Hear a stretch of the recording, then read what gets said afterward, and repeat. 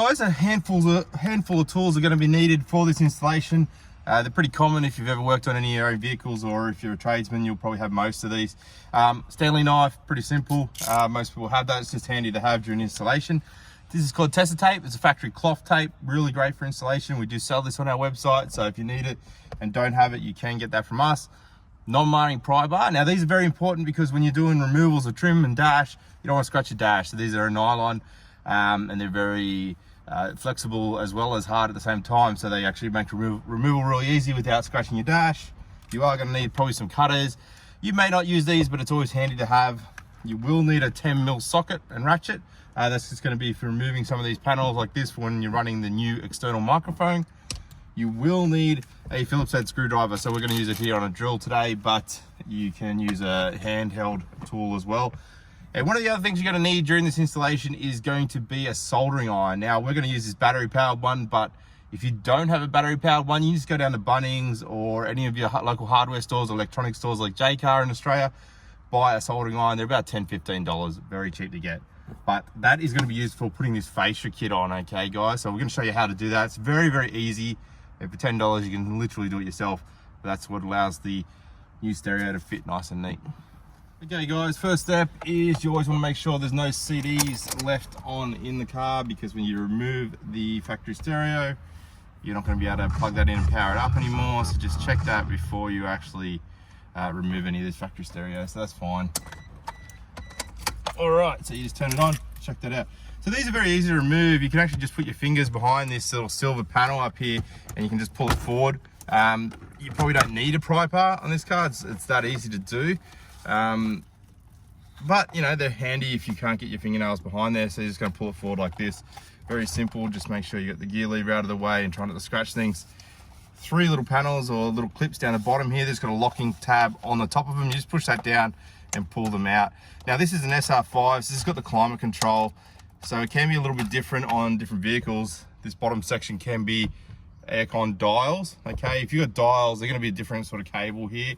You don't have to physically remove this whole thing. You can actually just lean it forward like this if you don't want to unclip the cables.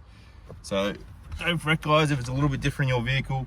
As long as it's silver screen dash, it's going to come apart the same way. All right, next step, 10mm bolts. So there's 4 10mm bolts. There's 2 on the bottom and there's some on the side. There's one here and one on this side. So you're just going to use a 10mm ratchet to quickly undo those. Anti-clockwise is to undo them.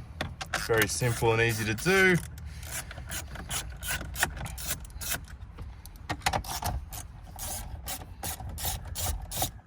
Just want to make sure you don't drop anything.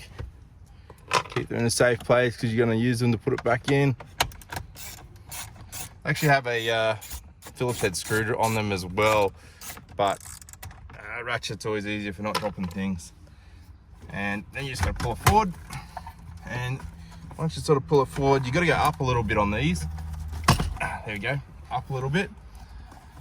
And on the back here, you're just going to unclip everything. So I'll try and spin this around without scratching anything. And we're just going to undo all the clips here. So you can see it starts to get a little bit tight. It's mainly this bottom one, this little gray one. Little locking tab on the top. Undo that. And you can start unplugging everything. So everything will just have a little locking tab on it. And we'll run you through what everything is when we go to do the installation. You don't have to stress too much about it. There's nothing you can get wrong here. There we go, all done. And just here, you got a little white clip. And you just pinch the edges of this together to pull it out. We're gonna use our pliers here. Let's see if we can get this quickly.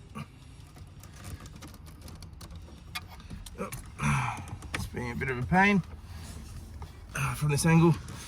You can actually do it with your fingers. It's just because we're spinning it at the same time.